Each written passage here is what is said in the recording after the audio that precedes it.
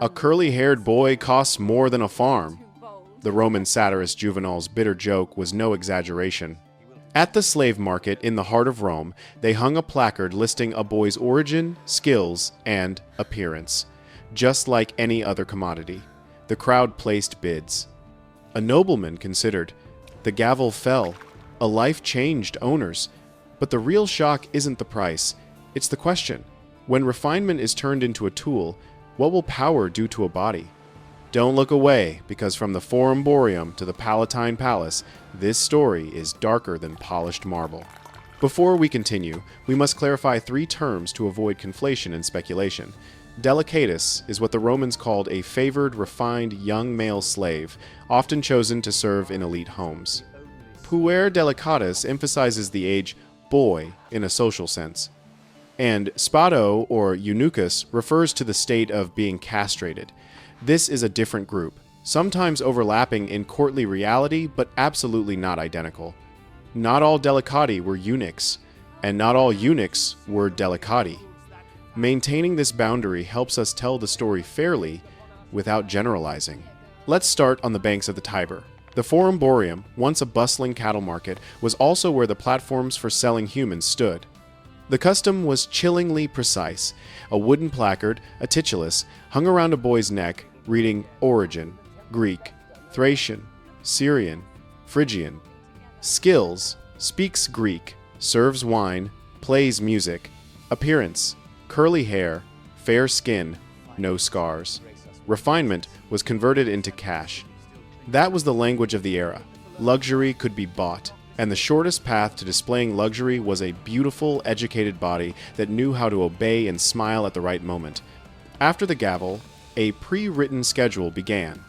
A delicatus would be bathed, depilated, and his hair combed with scented oils.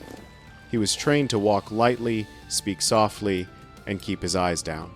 They learned to pour wine without clinking the cup, to clear a table without rattling the dishes, to dress their master in his toga without wrinkling the folds. They learned the vocabulary of the banquet and the etiquette of the parlor, learning to be present everywhere but as invisible as the air. They were seen as aesthetic highlights of the home, a living decoration that must always be pleasing to the eye. Appearance became a duty, a smile became a regulation. Put yourself in that position, every day, in front of a mirror, with a watchful eye always behind you. Are you still you?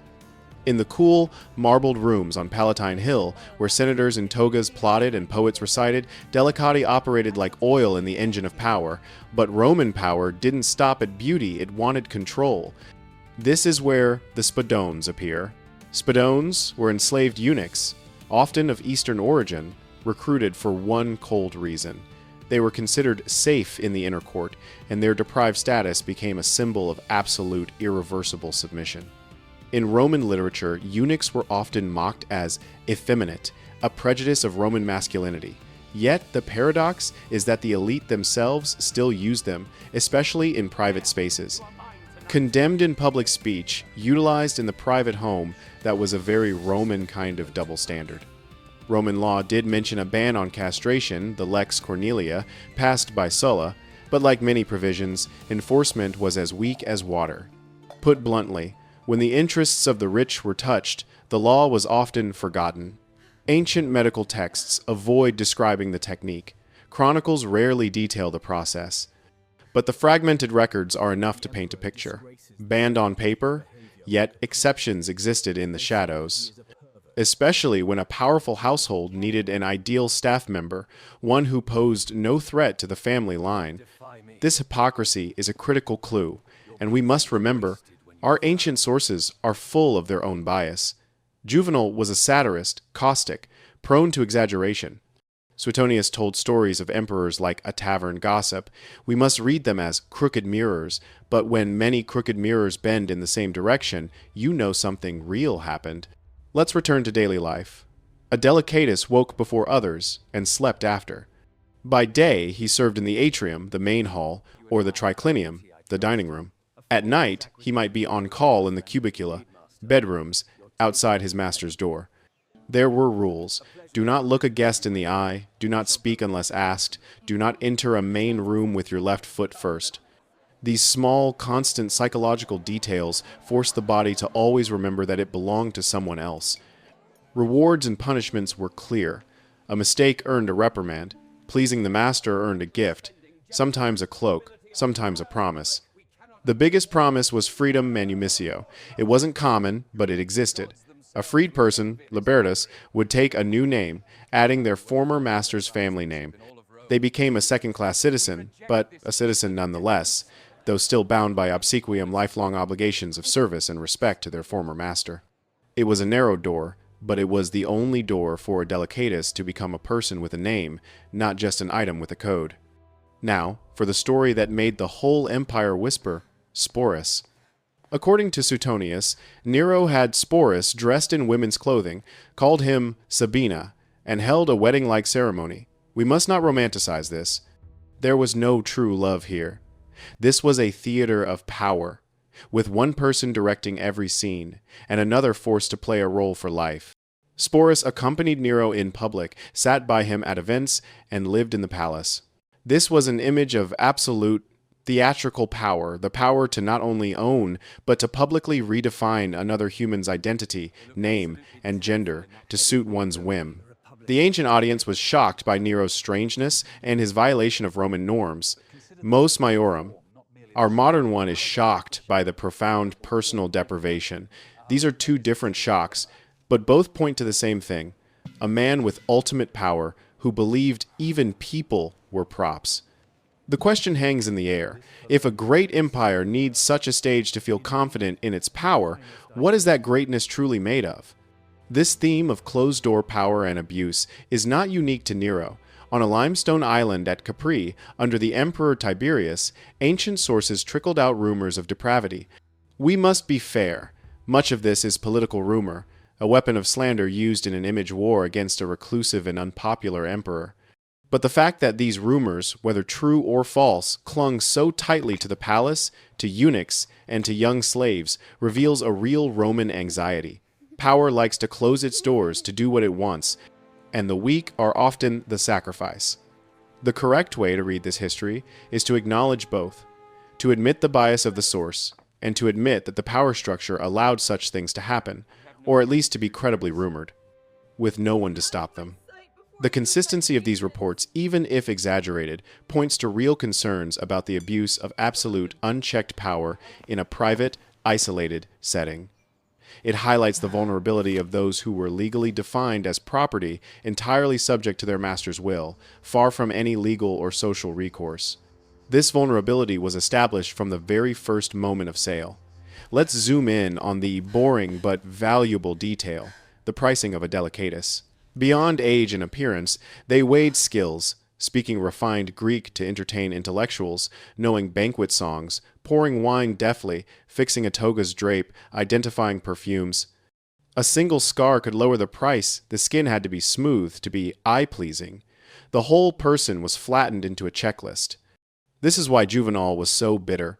A curly-haired boy costs more than a farm because he provides status and visible luxury faster than a harvest. Some might argue, but weren't many Roman slaves eventually freed? Some became merchants, managers, even art patrons. Yes, some did. History is not black and white. But the number freed was far, far smaller than the number who lived and died in bondage. And even when freed, a delicatus had grown up in another's house, learning to see himself through his master's eyes, wearing his master's name as part of his identity. Freedom, in the end, was still stained with dependency. This truth makes the story heavier, not lighter. This leads to a complex question. Did the Romans know they were doing wrong? By their standards, buying people wasn't strange. What they debated was something else. What the Romans debated was not slavery itself, but the boundary of luxury. Was using young people as decoration considered degenerate, soft, or Easternized? On one hand, they loved to mock Greco-Eastern luxury, a form of cultural and racial discrimination, associating it with weakness and tyranny. On the other hand, they still opened their wallets for the very things they mocked.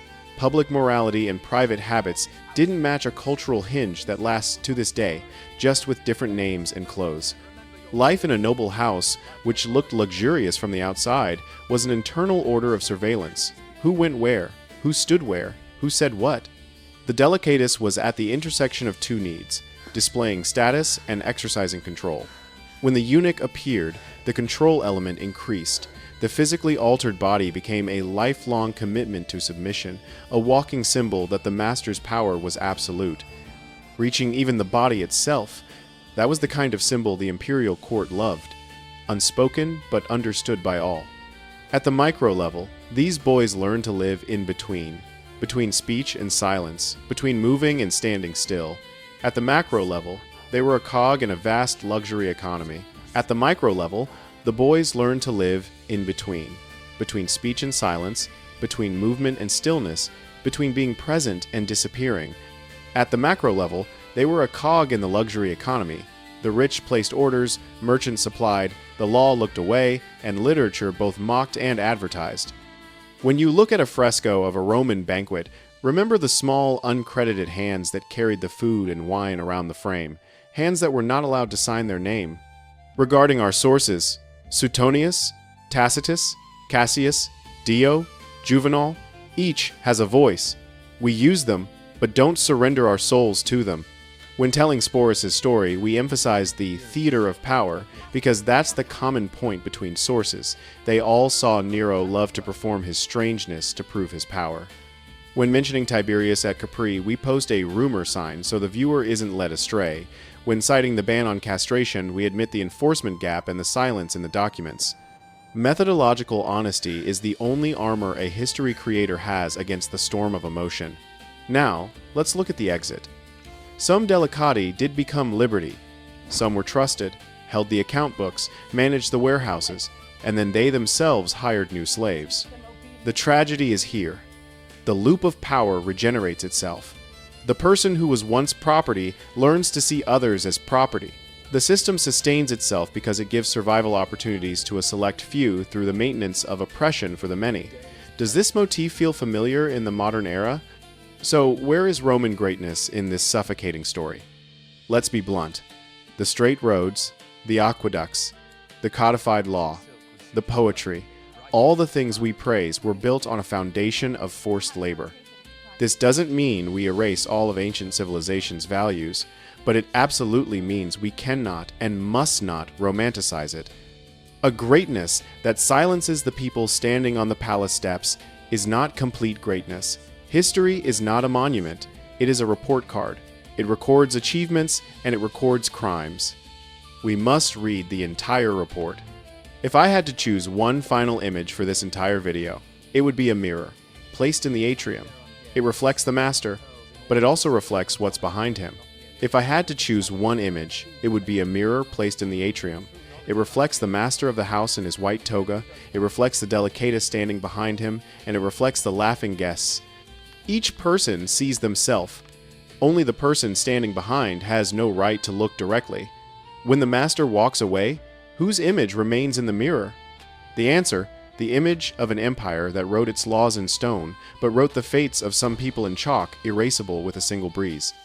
If you find this video worth discussing, like, subscribe, and hit the notification bell so you don't miss the series. Share this video with a friend who loves history. What do you think? When you hear the story of the Delicatus and Spado today, do you feel pity, anger, or do you feel the need to re-examine how we praise civilization? Leave a comment, one detail in the video that changed your perspective, a question you want me to dig deeper into, or an ancient source you want me to analyze in the next episode. Now, let's return to the opening question. Who will guard the guards themselves?